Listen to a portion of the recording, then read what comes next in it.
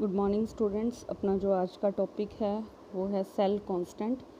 पहले हमने specific conductivity, specific resistance जिसको हम रो से रिप्रेजेंट करते हैं, स्पेसिफिक कंडक्टिविटी जिसको हम कप्पा से रिप्रेजेंट करते हैं, ये टॉपिक हमने प्रीवियस वीडियो में किया था।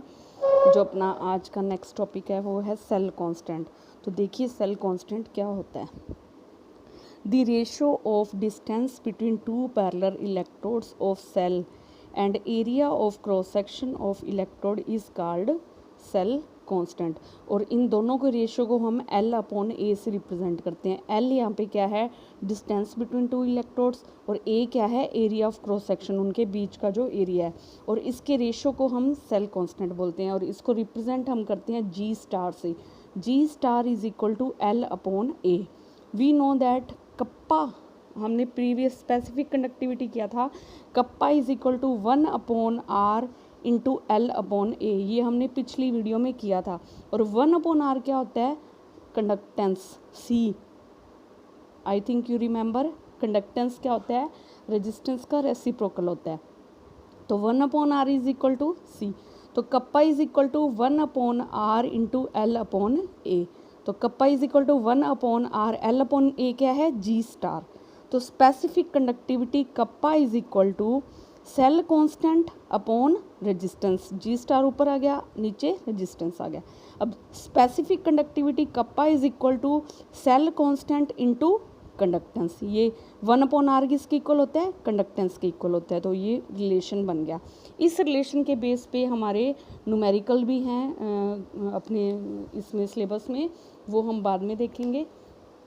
अब अपना जो आज का नेक्स्ट टॉपिक है वो है कि हम कंडक्टिविटी को कैसे फाइंड आउट करेंगे अगर हमें रेजिस्टेंस वगैरह कुछ भी नहीं दे रखा है। तो अपना जो टॉपिक है measurement of conductivity in ionic solution. Ionic solutions के अंदर हम कंडक्टिविटी को कैसे मेज़र करते हैं। और एक अपना है method of measurement of conductivity by Wheatstone bridge. तो व्हीटस्टोन ब्रिज की हेल्प से हम कंडक्टिविटी को कैसे फाइंड आउट करते हैं। तो ये वाला जो टॉपिक है measurement of conductivity in ionic solution, या बाद में अपनी बुक से ही प्रिपेयर करना, इसमें कुछ ज़्यादा टॉपिक इम्पॉर्टेंट सी चीज़ नहीं है।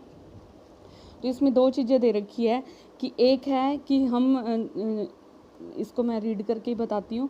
The conductivity of given solution is measured by measuring its resistance with the help of Wheatstone bridge. हम किसी भी सॉल्यूशन की कंडक्टिविटी कैसे मेज़र करेंगे, व्हीटस्टोन ब्रिज की हेल्प से पहले हम उसका रेजिस्टेंस मेज़र करेंगे।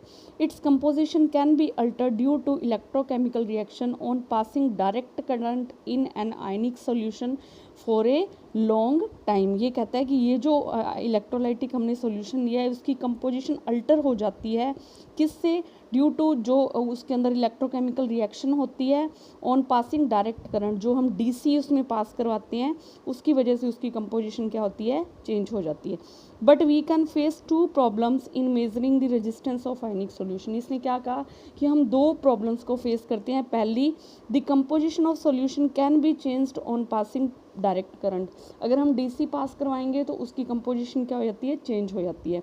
नेक्स्ट है solution can not be attached to bridge like metallic wire और अदर सॉलिड कंडक्टर। वो कहता है कि जो हमने सॉल्यूशन ले रखा है वो उस जो भी कंटेनर वगैरह के अंदर वो अटैच नहीं होना चाहिए, तो उससे भी उसकी क्या है, कंसंट्रेशन वगैरह में फ़र्क आ जाता है कंपोजिशन में। तो अब ये कहता है कि ये जो फर्स्ट प्रॉब्लम है ये कैसे सॉल्व होगी, हम डीसी की बजाय क्या करेंगे, एसी करंट यूज़ करेंगे, alternating current, by which the polarity produced in one direction cancels flow of polarity produced in other direction, and so the concentration of solution and its composition remain unchanged.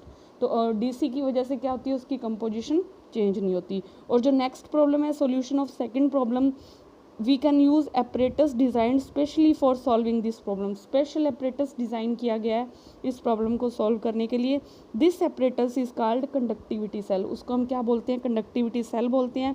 The conductivity cell is available in many designs among which 2 are as follows.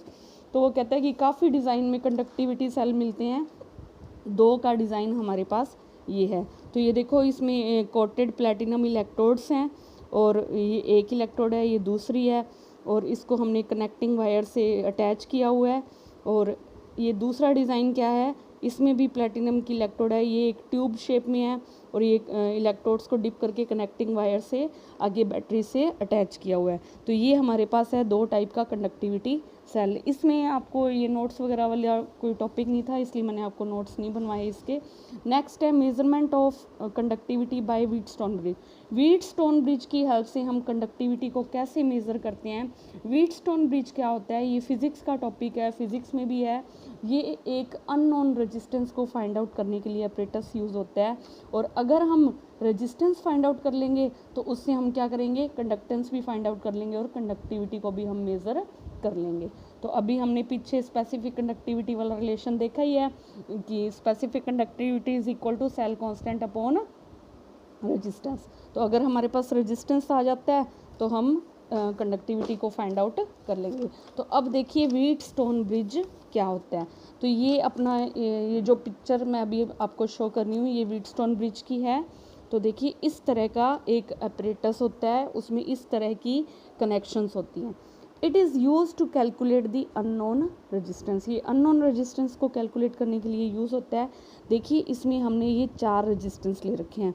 ये अपना R1 है, ये R2 है, इधर R3 है और ये R4 है। ये 4 रेजिस्टेंस हमने ले रखे हैं। ये बैटरी से हमने अटैच कर रखा है, ये बैटरी का पॉजिटिव टर्मिनल है और ये नेगेटिव टर्मिनल है। अब देखो अपना जो करंट है वो इधर से पास होगा, पॉजिटिव से नेगेटिव की तरफ करंट जाएगा, क्योंकि जो इलेक्ट्रॉन का फ्लो होता है वो नेगेटिव टू पॉजिटिव होता है, क्योंकि इलेक्ट्रॉन्स नेगेटिव होते हैं और वो पॉजिटिव की तरफ जाएंगे, और इलेक्ट्रॉन के फ्लो के अपोजिट में करंट का फ्लो होता है।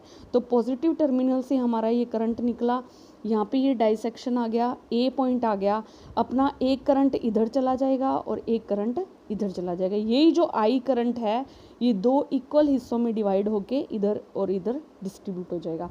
इधर R1 रेजिस्टेंस लगा हुआ है तो करंट क्या आएगा, I1 आएगा। इधर R2 रेजिस्टेंस है तो हम करंट को यहाँ पे रिप्रेजेंट करेंगे I2 से। तो देखिए I2 करंट पास होता हुआ B पॉइंट आ गया, B से फिर ये करंट 2 हिस्सों में डिवाइड हो जाएगा। तो देखिए ये जो गैल्वेनोमीटर लगा हुआ है, ये गैल्वेनोमीटर क्या करता है, it measures the direction of current. ये करंट की डायरेक्शन को मेज़र करता है। और जब ये व्हीटस्टोन ब्रिज बैलेंस्ड कंडीशन में होता है तो क्या होगा, अपना जो IG करंट है वो क्या हो जाएगा, 0 हो जाएगा। ये देखिए 3 सिग्नल्स हैं। अगर करंट इस डायरेक्शन में जा रहा है तो गैल्वेनोमीटर की सुई जो है, निडल है, वो इस तरफ डिफ्लेक्ट हो जाएगी। अगर करंट इस साइड आ रहा है तो उसकी निडल इस तरफ डिफ्लेक्ट हो जाएगी, और अगर निडल सेंटर में है तो मतलब कि कोई भी करंट पास नहीं हो रहा। अब देखिए हमने ये जो 4 रेजिस्टेंस लगा रखे हैं, इसमें I1 R1 R non resistance, I1 और R2 और R1 दोनों हैं, ये नॉन रेजिस्टेंस है, हमें इसकी वैल्यू पता है। अब जो ये R4 रेजिस्टेंस है ये हमारा अननोन है, इसको हमने कैलकुलेट करना है। यहाँ पे समझो कि अपना वो सेल लगा हुआ है। R3 क्या है, वेरिएबल रेजिस्टेंस है, जिसको हम वेरी कर सकते हैं, चेंज कर सकते हैं। हमने क्या करना है, गैल्वेनोमीटर की निडल को नल डिफ्लेक्शन पे लाना है।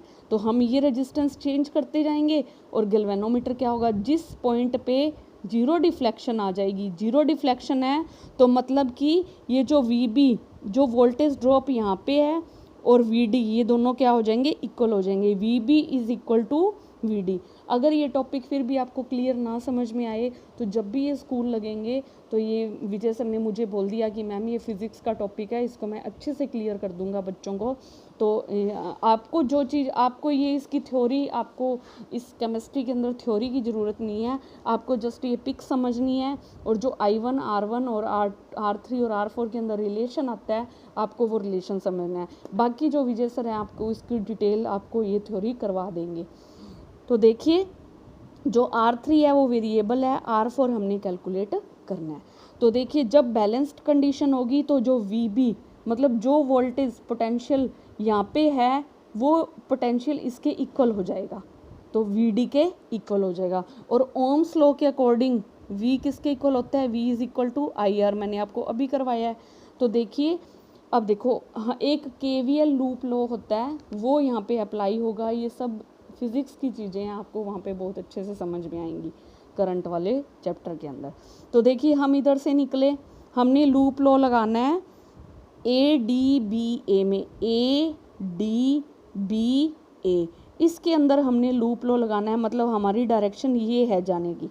तो देखिए हम इधर आ रहे हैं, अगर हम करंट की डायरेक्शन में जाएंगे, जिस डायरेक्शन में करंट जा रहा है अगर उसी डायरेक्शन में हम जाएंगे तो IR की वैल्यू पॉजिटिव होगी, और अगर हम जिस डायरेक्शन में जा रहे हैं और करंट उल्टा जा रहा है, उससे अपोजिट डायरेक्शन में फ्लो कर रहा है, तो वहाँ पे IR की वैल्यू क्या होगी, नेगेटिव होगी। तो देखिए हम इधर आ रहे हैं, करंट भी इधर आ रहा है, तो I1R1 क्या होगा, पॉजिटिव होगा, पॉजिटिव I1R1।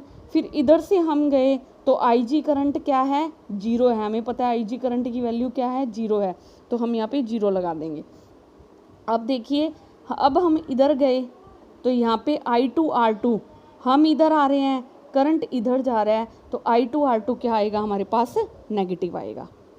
I1R1 हमारे उसी फ्लो में है, I1 इधर ही फ्लो कर रहा है, हम भी इसी तरफ आ रहे हैं, तो I1R1 की वैल्यू क्या होगी, पॉजिटिव होगी। ये IG करंट 0 है, और इधर से हम इधर आ रहे हैं, करंट इधर जा रहा है, इसको देखो हम इस डायरेक्शन में आ रहे हैं और करंट इस डायरेक्शन में जा रहा है, तो I2R2 की वैल्यू क्या होगी, नेगेटिव होगी। और ये सारा पोटेंशियल 0 के इक्वल होता है लूप के अंदर। लूप के अंदर जो हम ये निकालते हैं वो सारी वैल्यू 0 की इक्वल होती है। तो देखो I1R1 हमारा पॉजिटिव है और I2R2 नेगेटिव है, तो ये हम इस डायरेक्शन में ले जाएंगे, तो I2R2 is equal to I1R1। आप मैथ्स के स्टूडेंट हो, ये कैलकुलेशन तो आप कर ही लोगे।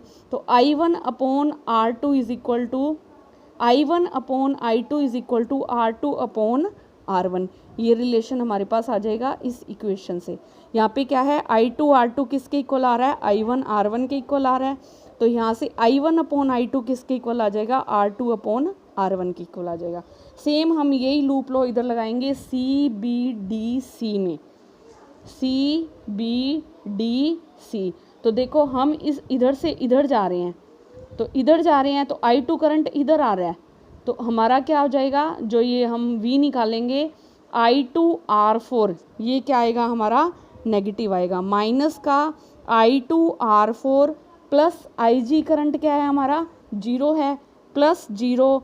और अब हम इधर जा रहे हैं, करंट भी इधर जा रहा है, I1 करंट इधर ही जा रहा है ना, तो I1R3 क्या आ जाएगा हमारा, पॉजिटिव आ जाएगा, plus I1R3 is equal to 0। तो यहाँ से फिर हम निकालेंगे I2R4 is equal to I1R3, I1/I2 is equal to R4/R3। ये आ गई हमारे पास इक्वेशन 2। अब फर्स्ट और सेकंड इक्वेशन को हम कंबाइन करेंगे, तो देखो ये भी I1/I2 के इक्वल है और ये भी I1/I2 के इक्वल है, तो यहाँ से रिलेशन क्या आएगा, R2/R1 is equal to R4/R3, R2/R1 is equal to R4/R3। तो यहाँ से हम R4 निकालेंगे, किसके इक्वल होगा, R2 into R3/R1। R4 is equal to R2 into R3/R1। और ये जो R4 हमारा क्या था, ये हमारा अननोन रेजिस्टेंस था। तो इस तरह से हम अननोन रेजिस्टेंस कैलकुलेट करके आगे फिर हम कंडक्टिविटी को फाइंड आउट करेंगे। जो आगे का नेक्स्ट टॉपिक है वो मैं आपको फिर करवाऊंगी, और आप मुझे ये इस चैप्टर के जितने भी आपके नोट्स तैयार हुए हैं वो मुझे नोट्स सेंड कर दीजिए, और इसके मैं पिक अभी नोट्स की पिक आपको अभी सेंड करती हूँ। Thank you student.